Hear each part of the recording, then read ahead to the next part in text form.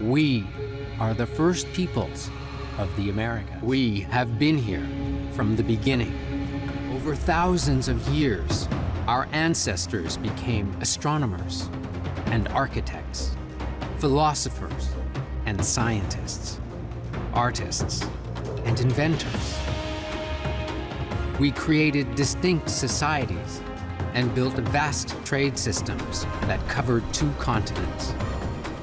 Today, the languages and teachings of our ancestors remain.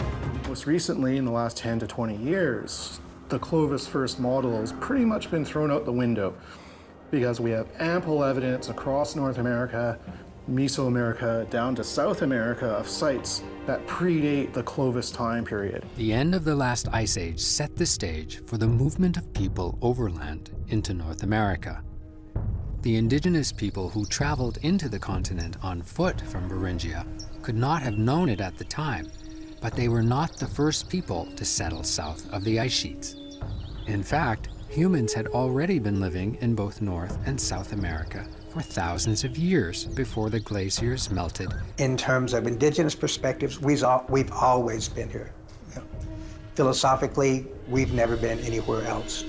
Every indigenous nation has its own creation story. These stories have been passed down from generation to generation for thousands of years. When they first started doing their surveys in the, what would be the ice-free corridor, the observation they made was that the sites were getting younger as they went north, which is counterintuitive. You'd expect that the oldest sites would be in the north and they'd get progressively younger in the south. So it looked like people were moving north instead of south. So this has always been very paradoxical, and the only way you can explain it is that there were people already living south of the ice sheet. Monteverde is an ancient village site located in Chile, about 50 kilometers inland from the Pacific coastline, that was occupied at least 14,800 years ago. By 1491, tens of millions of indigenous people were living in every part of the Americas, from the high Arctic to the southern tip of South America. There were countless indigenous nations, each with their own distinct language and ways of life. As our ancestors settled throughout the 2 continents, creating hundreds of nations, languages evolved and diversified, and through these languages came stronger social and cultural identities. The Western Hemisphere is the most linguistically diverse region in the world. It's estimated that there were as many as 2,000 distinct languages spoken in the Americas in 1491. Each of these languages are part of a language family, connected through common words, grammar, and diction.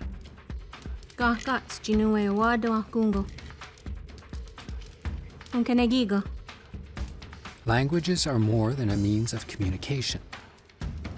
For ancient societies, they contain the cultural, historical, and traditional knowledge of a nation. Many of the languages spoken before 1491 are still in use today.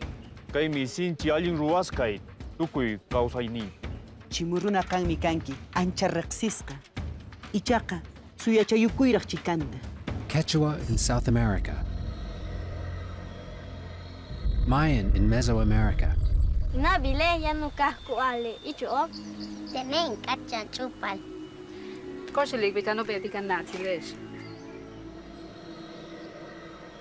Pueblo in North America,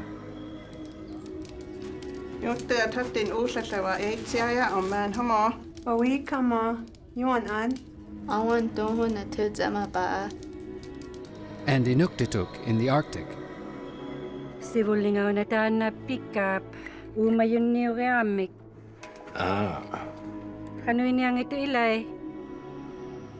They also found sometimes that the indigenous people themselves would tell you, oh, well, our language is actually related to those guys over there. I mean, you can ask and you find out, well, yes, we share a whole bunch of words in common, and you go talk to them, you can tell. And although they can't really communicate in each person's language, they still find quite a large number of words that are similar. Population growth in societies worldwide can be traced to the advent of agriculture. As people began to grow annual crops, the need to travel to find food lessened.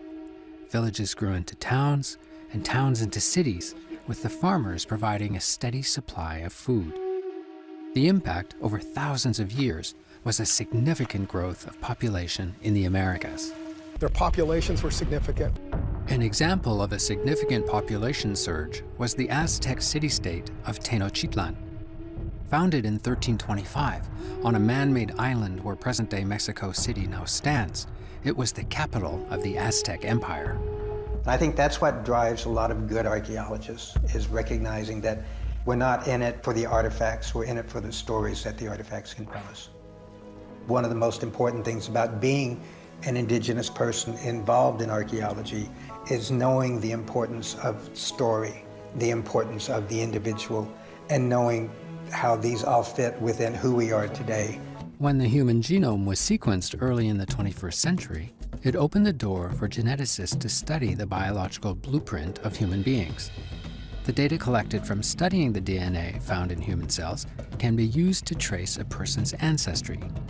By comparing the DNA of modern Indigenous people with that of ancient people, it's using your DNA to look at similarities between different populations. So there are many different ways we can do it. We can look at your maternal lineage, we can look at your paternal lineage, or we can look at everything, which is the whole genome. And in that instance, we're sort of looking at the entirety of your father's contribution, your mother's, and all of your ancestors. This is just another way to think about our past and figure out how we were related to each other. We are all really connected, and our genetics is telling us that too. To have a really rigorous study, you want to have ancient samples, because with the ancient samples, you can date it back really accurately. How long ago did they live, and what did they eat, and also where were they?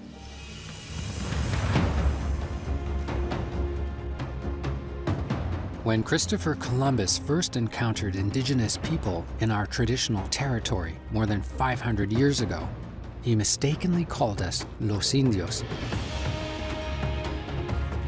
He thought he'd found a new route to India, but he'd actually arrived in a world unlike anywhere else on Earth. A world that was home to thousands of distinct nations and millions of people.